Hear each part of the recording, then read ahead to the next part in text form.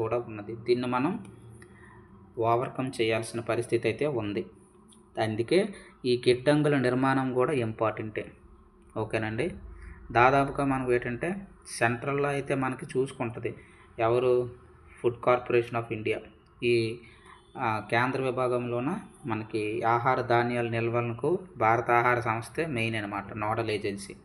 అలాగే రాష్ట్రాలు కేంద్రం దగ్గర మనకి గిడ్డంగుల సంస్థ ఉంటుంది, అక్కడి నుంచి ఫుడ్ కలెక్ట్ చేస్తుంది ఈ గ్రెయిన్స్ అన్నీ. అలాగే రాష్ట్రాల దగ్గర కూడా రాష్ట్ర గిడ్డంగుల సంస్థల వద్ద కూడా ఈ ఫుడ్ అనేటటువంటిది, గ్రెయిన్స్ అనేటటువంటిది, ఆహార ధాన్యాలని ఎఫ్సిఐ అయితే కలెక్ట్ చేస్తుంది మనకి. 1965లో కూడా ఇది మనకి ఏర్పాటైందండి మన యొక్క ఎఫ్సిఐ చూసుకుంటే. అలా మనకి ఈ గిడ్డంగుల కొరత కూడా తక్కువే మనకి ఉందన్నమాట. అలాగే నాణ్యమైన విత్తనాలు అనేటటువంటి తక్కువ, ఎందుకంటే నాసి రకం విత్తనాలు అనేటటువంటివి ఇప్పుడైతే వచ్చేసాయి. దీనికి మనం ఏం బ్యాక్గ్రౌండ్ చదువుకోవాలంటే జాతీయ విత్తన విధానం గురించి చదువుకోవాలి. 2002లో దీన్ని తెచ్చాం. దీనికి అనుగుణంగా విత్తన బిల్లును కూడా తెచ్చాం 2004లో.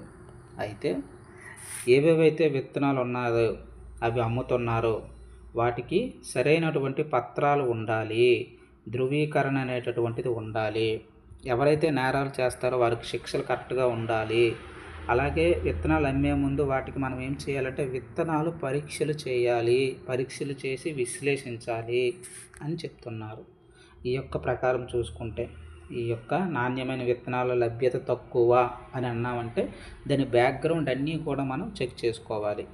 అలాగే మనకి ఈ యొక్క విత్తనాలకు సంబంధించింది ఏంటంటే మనకి విత్తన బ్యాంకును కూడా ఏర్పాటు చేసుకున్నాం. ఇది 1999 నుంచి మనకి 2000 నుంచి 1999-2000 మధ్యలో ఈ పథకం అయితే అమల్లో ఉందండి. ఇది ఏం చేస్తుందంటే మనకి ఇక్కడ సెంటర్ తీసుకుంటే సెంటర్లో స్టేట్స్ ఉంటాయి కదా, ఈ స్టేట్స్కి అన్నిటికీ కూడా ఈ యొక్క విత్తనాలు అనేటటువంటిది సరఫరా చేస్తుంది. అలాగే సబ్సిడీస్ కూడా ఇస్తుంది అన్నమాట.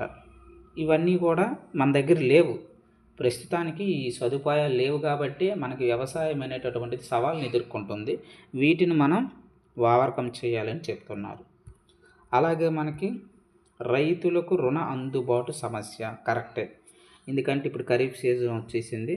సో ఈ ఖరీఫ్ సీజన్కి విత్తనాలు, పంట వేయడానికి విత్తనాలు ఉండాలి, విత్తనాలు వేసిన తర్వాత ఎరువులు ఉండాలి, ఎరువులు వేసిన తర్వాత దానికి కావలసినటువంటి నీరు సదుపాయం మనకి వ్యవసాయం కల్పించగలగాలి. నీరు సదుపాయం కల్పించిన తర్వాత చీడ పేడ ఏవైనా పడితే దానికి సస్యరక్షణ చేయాలి. అంతా అయిన తర్వాత ఏం చేయాలి, ఇవన్నిటికీ డబ్బు అయితే కావాలి. సో ఈ యొక్క రుణం, ఈ యొక్క ధనం అనేటటువంటిది మనకి రైతులకైతే అందుబాటులో లేదు. తనంతట తాను రైతు సొమ్ముని సంపాదించుకోలేడు కదా, బ్యాంకుల దగ్గరికి వెళ్తాడు, ఆ బ్యాంకులు అనేటటువంటి రుణాలు అనేటటువంటివి ఇవ్వట్లేదు, పూచీకత్తు అడుగుతున్నాయి అన్నమాట. కాబట్టి అందులోని భాగంగా ఏంటంటే సెంట్రల్లో మనకి ఒక సంస్థను అయితే ఏర్పాటు చేసుకున్నాం మనం. ఏంటి, నాబార్డ్ అనేటటువంటిది అయితే చేసుకున్నాం. 1982వ సంవత్సరంలో మనకి నాబార్డ్ అనేటటువంటిది చేసుకున్నాం మనం. సో నేషనల్ ఓకేనండి, NABARD bank for agricultural rural and development. ఇది గ్రామీణ అభివృద్ధి సంస్థ అన్నమాట. ఇదేంటంటే రీఫైనాన్స్ చేస్తుంది. ఇది డైరెక్ట్గా డబ్బులు ఇవ్వదు, ఇది ఇంకొకరికి ఇస్తుంది, అక్కడి నుంచి మళ్ళీ ట్రాన్స్ఫర్మేషన్ అనేటటువంటిది బ్యాంకులకి జరుగుతుంది అనమాట. సో ఇది మనకి శిఖరాగ్ర బ్యాంక్ అని చెప్పొచ్చు వ్యవసాయ అభివృద్ధికి, గ్రామీణ అభివృద్ధిలో బ్యాంక్ అనమాట. ఇది విత్తనాలు సరఫరా చేయడం అవ్వచ్చు, మొత్తానికి రీఫైనాన్స్ అయితే ఇదే మనకి చేస్తుంది. ఇలా మనం ప్రతి దాన్ని 360 డిగ్రీస్లో మనం అన్వయించుకోవాలి. అలాగే వాతావరణ మార్పుల ప్రభావం, సడన్గా మనకి ఏమిటంటే వాతావరణం అనేటటువంటి మార్పు చెందడానికి అవకాశం ఉంటుంది. దాన్ని గమనించడానికి లేదా దాన్ని ముందుగానే పసిగట్టడానికి మన దగ్గర సాంకేతికత లేదు. ప్రస్తుతం అయితే డెవలప్ చేస్తున్నాం AI GIS ఉపయోగించి పిడుగులను కరెక్ట్గా అంచనా వేయడము, రైతులకు ముందుగానే 24 గంటలు ముందుగానే సమాచారం ఇవ్వడము, ఇటువంటివి యాప్స్ అనేటటువంటి డెవలప్ కావాలి. సో ఇవన్నీ కూడా మనకి ఏమిటంటే వెనకబాటులో ఉన్నామని ఈ యొక్క వ్యవసాయ రంగంలో చూసుకుంటే మనకు చెప్తున్నారండి. ఓకేనా, ఇవన్నీ మనం బ్యాక్గ్రౌండ్లో చదువుకోవాలి. అలాగే ఈ యొక్క మనం చూసుకుంటే ఈ రైతులైతే పంటలైతే పండిస్తున్నాడు, దానికి ధర రావాలి కదా. మరి వ్యవసాయ వ్యయాల ధరల కమిషన్ కూడా మనం ఏర్పాటు చేసుకున్నాం 1965లో. దీని యొక్క ఈ సమయంలోనే ఫుడ్ కార్పొరేషన్ ఆఫ్ ఇండియా కూడా మనం ఏర్పాటు చేసుకున్నాం. ఇది కూడా మనకి ఈ యొక్క భాగంలో చెప్పుకోవచ్చు అనమాట. ఇలా ప్రతిదీ కూడా మనం లింకప్ చేసుకుంటూ వెళ్ళాలన్నమాట. అలాగే నెక్స్ట్ ఈ యొక్క ప్రభావం అనేటటువంటిది మనకి ఎప్పుడు ఉంటుంది అనమాట. వ్యవసాయం అనేటటువంటిది అంత ఆశాజనకంగా ఎప్పుడు మనకు ఉండదు. అలాగే ప్రభుత్వం సూచించిన ముఖ్య ప్రాధాన్యతలు ఏంటి? వ్యవసాయ ఉత్పాదకత పెంచాలి. అదే ఇప్పుడు మనం మాట్లాడుకుంటున్నాం. ఎలా పెంచాలంటే ప్రకృతికి హాని కలగకుండా పెంచాలి. ఎందుకంటే ఇక్కడ మనకి నేచురల్ ఫార్మింగ్ చేయాలి, దీన్ని ప్రోత్సహించాలి. అలాగే జీరో బడ్జెటింగ్ విధానం ద్వారా వ్యవసాయం చేయగలగాలి.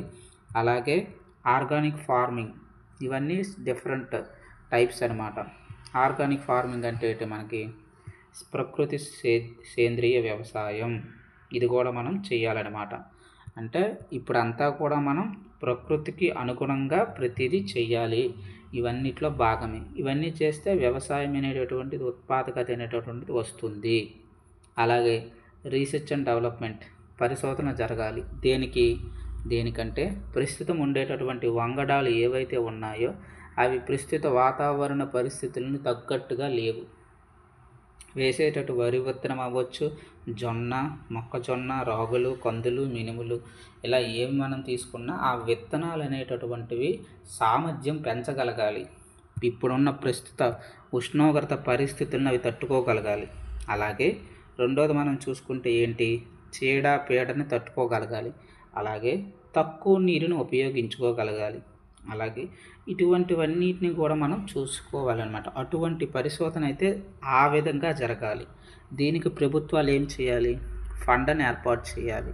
అప్పుడే మనం ఏమవుతుంటే ప్రజల్లో మనకి ఉత్సాహం కలుగుతుందన్నమాట. ఎప్పుడు ప్రభుత్వం అనేటటువంటిది ఫండ్ కానీ ఇస్తే దానికి తగ్గట్టుగా రైతులకి మనం ట్రైన్ చేయగలగాలి, ఎక్విప్మెంట్స్ కల్పించగలగాలి, పరికరాలు, యంత్రాలు అనేటటువంటి ప్రస్తుత యంత్రాలని రైతులకు అందజేయగలగాలి. ఇవన్నీ పబ్లిక్ నుంచి సపోర్ట్ రావాలి. పబ్లిక్ మీన్స్ ఇక్కడ మనకి ఏంటంటే ప్రభుత్వం అని. ప్రభుత్వం నుంచి సపోర్ట్ వస్తే ఆటోమేటిక్గా ప్రజలు ఇందులో భాగస్వామి అవుతారనమాట. ఇలా మనకి ఈ పరిశోధన అనేటటువంటివి, ఫండింగ్ అనేటటువంటిది, వీటికి కూడా బడ్జెట్లో కేటాయింపులు ఎక్కువగా జరగాలి. అప్పుడే మంచి వంగడాలు అనేటటువంటివి వస్తాయి. అలాగే ఇప్పుడు రీసెంట్గా చూసుకుంటే బీటీ పత్తి వంగడాలను మన ఆంధ్రప్రదేశ్ ప్రభుత్వం ఆల్రెడీ లాంచ్ చేసింది అన్నమాట, కొత్తవి.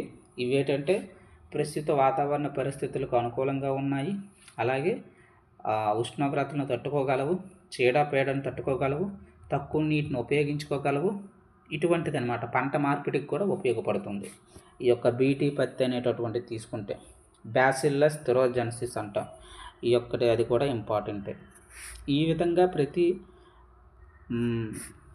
మార్పుని మనం చూసుకోవాలి. ఆహార ప్రాసెసింగ్లో ప్రైవేట్ పెట్టుబడులు అంటే కదా, ఫుడ్ ప్రాసెసింగ్ అనేటటువంటిది ఇంపార్టెంట్. ఇప్పుడు తోతాపూర్ మామిడి ఉంది, దానికి ఫుడ్ ప్రాసెసింగ్ చేయకపోతే ఏమవుతుంది? ఆటోమేటిక్గా అవి కుళ్ళిపోతాయి. దానికి ఫుడ్ ప్రాసెసింగ్ గ్రేడింగ్ సిస్టమ్ అమలు చేసి మనం ఏంటంటే ఫిల్టరైజేషన్ చేయాలి.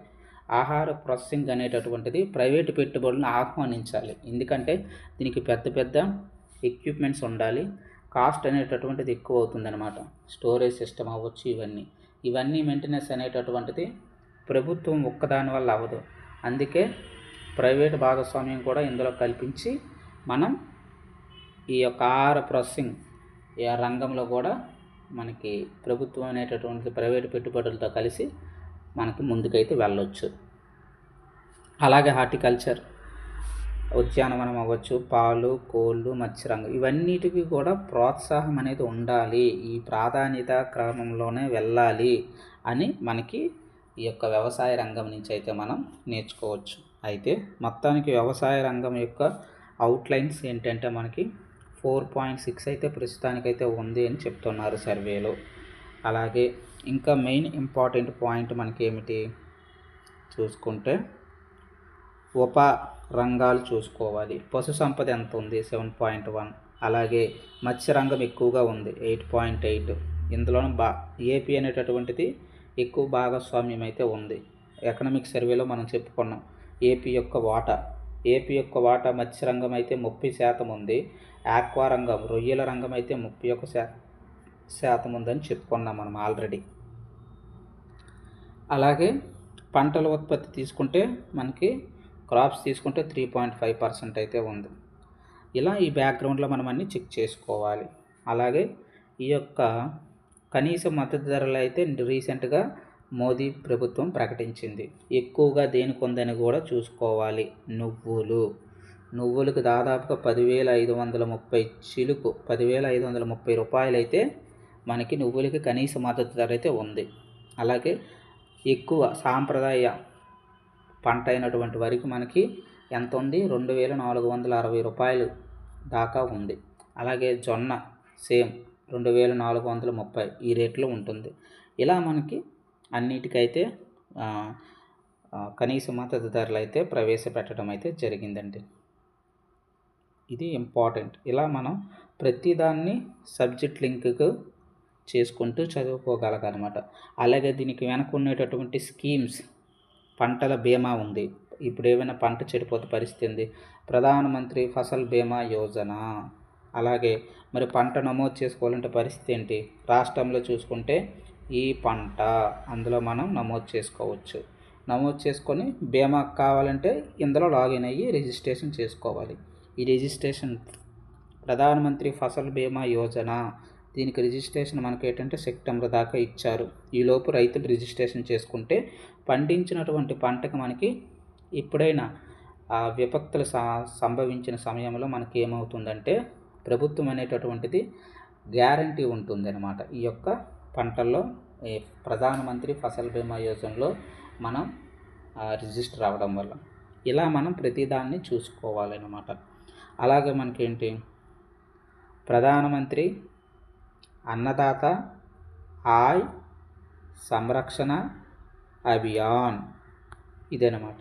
ఇది దేనికి, ఇది కూడా మనకి పప్పు ధాన్యాలు అవ్వచ్చు, అలాగే కొబ్బరి, అలాగే నూనె గింజలు, వీటికి గిట్టుబాటు ధరలకి హామీ ఇస్తుందన్నమాట ఈ పథకం. సో ఇలా ప్రధానమంత్రి అన్నదాత ఆయ్ సంరక్షణ అభియాన్ ఇది కూడా మనకి 2018లో ఇది మనకి స్టార్ట్ అయిందనమాట సెప్టెంబర్లో. ఇలా ప్రతిదాన్ని మనం లింక్ చేసుకుంటూ చదివితే ఇప్పుడు మనకి ఏంటంటే అందరూ కూడా ఏం చేస్తున్నారంటే స్టాటిక్ చదువుకుని వెళ్ళిపోతున్నారండి. పుస్తకాలు ఏమున్నాయో చదువుకుని వెళ్ళిపోతున్నారు. అవి మనకు ఇంపార్టెంట్ కాదు. మనం చదవాల్సింది ఏంటంటే ఎకనామిక్ సర్వే, బడ్జెట్, స్టేటు, సెంట్రల్, ఈ రెండు చదివితే మనకు చాలు, 30% కవర్ అయిపోతుంది దాదాపుగా మెయిన్స్ పాయింట్ ఆఫ్ వ్యూలో. ప్రిలిమ్స్ పాయింట్ ఆఫ్ వ్యూలో అట్లీస్ట్ మనకు 10% కవర్ అవుతుంది. రిమైనింగ్ అంతా మనం ఎక్కడ ప్రిపరేషన్ అయితే చేస్తాము. ఓకేనా, ప్రిలిమ్స్ అవ్వచ్చు, మెయిన్స్ అవ్వచ్చు, భయపడాల్సిన అవసరం లేదు. మనమైతే టార్గెట్ ప్రిలిమ్స్ క్వాలిఫై అవ్వడమే మన టార్గెట్ అండి. At the same time mains కూడా మనకి క్వాలిఫై అవ్వడానికి అవకాశం ఉంటుంది. ఒక పద్ధతి ప్రకారం వెళ్తే రెండు ఈజీగా అవుతుందండి. ప్రతిదీ విశ్లేషించి చదవడం అలవాటు పరుచుకోండి. ఎక్కువగా ఏంటంటే అపోహలకు వెళ్ళొద్దు, అపోహలు నమ్మవద్దు. సబ్జెక్ట్ మీద కాన్సన్ట్రేషన్ చేయండి, చదువుకోండి. నేను సెషన్ చేయొచ్చు దేని మీద, ఇలా చదవండి, ఇలా బాగుంటుంది అటువంటివి, కానీ అటువంటివి నేను చేయను. మనం ఓన్లీ సబ్జెక్ట్ డిస్కషన్స్ మాత్రమే చేస్తామన్నమాట. ఎందుకంటే మీ టైం వేస్ట్ చేయకూడదు, అది ఇంపార్టెంట్. సబ్జెక్ట్ డెలివరీ చేసినప్పుడు సబ్జెక్టే చెప్పాలి. ఓకేనండి, థ్యాంక్ యూ.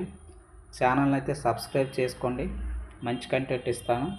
ఇంకొక మనకి ఇంపార్టెంట్ ఏంటంటే ప్రిలిమ్స్లో 150 కదా, 100 మార్క్స్ అనేటటువంటివి నా ఛానల్ చూస్తే మీకు 100 మార్కులు ఈజీగా వస్తాయండి. అది నేనైతే పక్కాగా ఇవ్వగలను.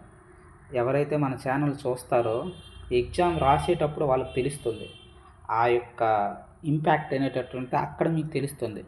నార్మల్గా చాలామంది చాలా రకాలుగా చెప్పొచ్చు, కనీసం 100 మార్కులు మనం ఈజీగా గెయించారు. ప్రిలిమ్స్ అనేటటువంటిది చాలా కష్టంగా ఉంటుంది. ఎంతోమంది ఎన్నో రకాలుగా మీకు చెప్పొచ్చు, కానీ ప్రిలిమ్స్ అనేటటువంటిది చాలా కష్టంగా ఇస్తాడండి. ఎప్పుడైనా ఫిల్టరైజేషన్ చేస్తాడు. దానికి సబ్జెక్ట్ ఇంపార్టెంట్. ఏవో 10 బిట్లు చెప్పడము, 10 బిట్లు బాగా ప్రాక్టీస్ చేయడము, అటువంటి ఛానల్స్ కానీ అటువంటివి మీరు బుక్స్ కానీ కొనుక్కొని అవి చదవకండి. ముందు సబ్జెక్ట్ నేర్చుకోండి. సబ్జెక్ట్ నేర్చుకుంటే మనం ఈజీగా ఈ బిట్లు ఈజీగా అటెంప్ట్ చేయగలం అనమాట. లాస్ట్లో మనం ఏంటంటే ప్రిలిమ్స్ పాయింట్ ఆఫ్ వ్యూలో లాస్ట్లో మనం డిస్కస్ చేద్దాం. ఓకేనా? Thank you. ఛానల్ అయితే ముందుగా సబ్స్క్రైబ్ చేసుకోండి. మంచి కంటెంట్ అయితే ఇవ్వడానికి ట్రై చేస్తానండి.